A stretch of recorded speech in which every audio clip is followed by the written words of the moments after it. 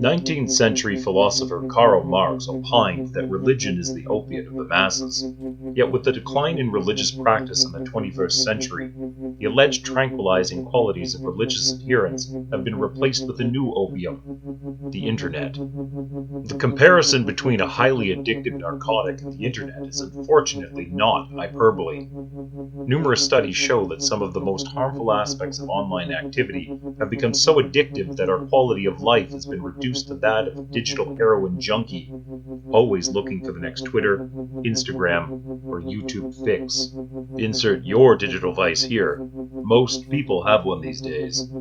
In an article published at Harvard University entitled Dopamine, Smartphones, and You, A Battle for Your Time, Trevor Haney's explores how the compulsive aspects of digital culture share startling similarities to that of more traditional vices. He writes that the neurological pathways rewarding addictive behavior, found in compulsive gamblers, for example, which are responsible for the release of dopamine in various parts of the brain, can be associated to the same dopamine rush we feel when scrolling through social media. For those who will disavow such research, ask yourself this question: has social media, YouTube, and inflammatory political memes made your life better or worse? Think carefully. While such media might provide fleeting entertainment, there's little evidence to suggest that they enrich public discourse, let alone impart any knowledge. Indeed, the opposite is true. Cyberspace is awash in hucksters and fake news, one of the most significant social threats of our time. Complex arguments have been reduced to trivial sound bites and have divided rather than united the public. Social media platforms have caused an epidemic of unhappiness, and content-sharing sites such as YouTube have become a morass of vapid, empty, unsophisticated entertainment that wastes time, fosters narcissism, and leaves the audience less educated than before they indulged. While the internet appears to be a sumptuous buffet where one can choose their epistemological fare, it is a feast of fools for a public who has demonstrated a lack of portion control and gone back for the dessert tray rather than the more wholesome cuisine. Cyberspace does provide access to unlimited knowledge, and some of it is academic knowledge. In fact, the internet had its conceptual origins in the 1960s as a digital forum to share academic data, to enrich the knowledge base of humanity through a mutually beneficial epistemological collaboration. When it first began, we were told that the internet would provide everyone with access to information and a place to connect with people all over the world. Fast forward to today. Cat videos, frivolous memes, and selfies are the saturated fats of the mind ingested by an aloof and overfed public. Let's take the term of our day, fake news, as one of the more flagrant examples of cyber sloth.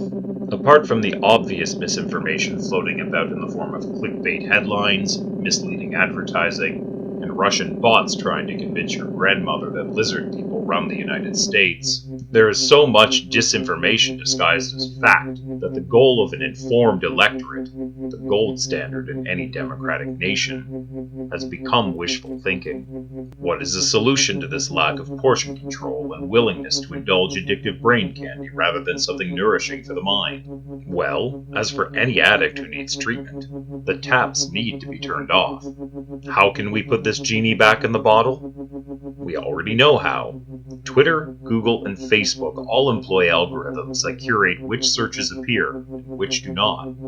Our lawmakers can enact legislation that holds these companies accountable for what's published on their search engines and forums.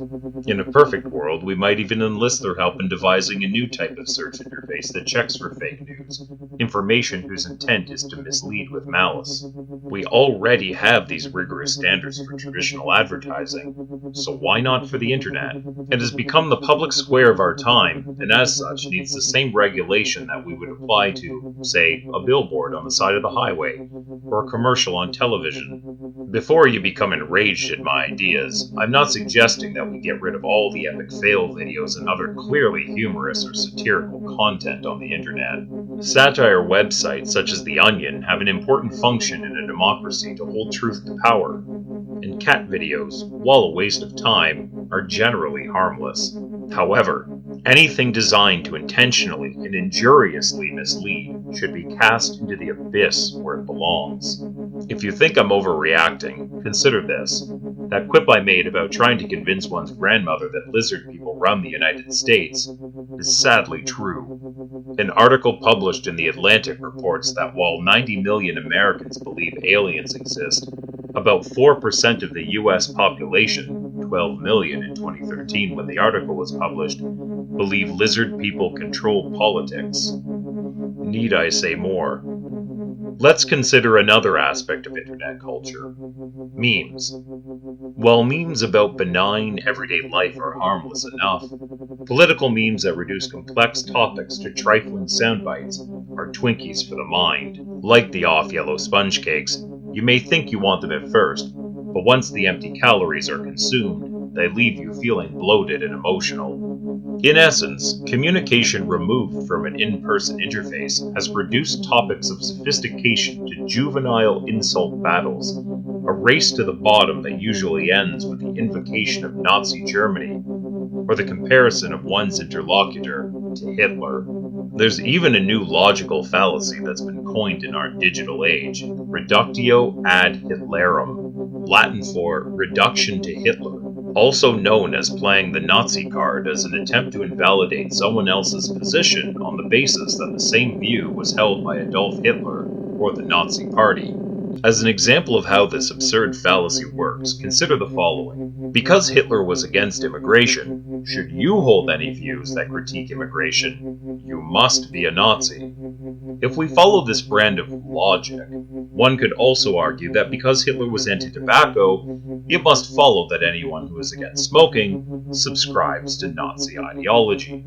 Unfortunately, such reductionist and absurd demonstrations of critical thinking are part and parcel of what the internet has become. I would like to coin another logical fallacy for our age: reductio ad memeum, or reduction to meme. Take any complex subject that requires nuanced, careful, logical contemplation, slop it around the muck of cyberspace, and watch it be hacked to bits by pathetic Twitter trolls, e-thugs, and keyboard warriors who reduce it to some ridiculous and oversimplified curd of what the subject represents. This is the meme. It does not expand our understanding of complex topics, but rather reduces them to a bolus of pure fat that is then consumed by a naive public. This is the effect social media and the dregs of the cyberverse have on all topics of importance. So where has this medium for fake news, oversimplification, and division left us in terms of our happiness? An article published in Quartz magazine in 2019 says it all. This article exhibits a series of images called Removed, in which a US photographer edits the smartphones out of people's hands as they go about their usual addictive behavior. A description of the exhibit reads, "Electronic devices have been edited out, removed before the photo was taken from people who've been using them, so that people stare into their hands, or the empty space between their hands, often ignoring beautiful surroundings or opportunities for human connection." It shows many images of couples, some in intimate positions, staring vapidly at nothing while in bed or lying together on a couch. As the article explains, this series of images reminds us of how strange that pose actually is. The results are a bit sad and eerie. The word sad is an understatement.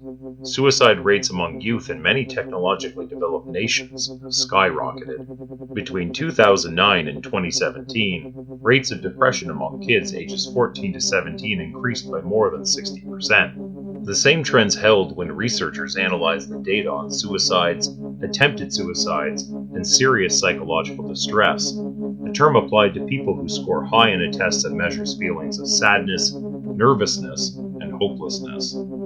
Among young people, rates of suicidal thoughts, plans, and attempts all increased significantly, and in some cases more than doubled, between 2008 and 2017.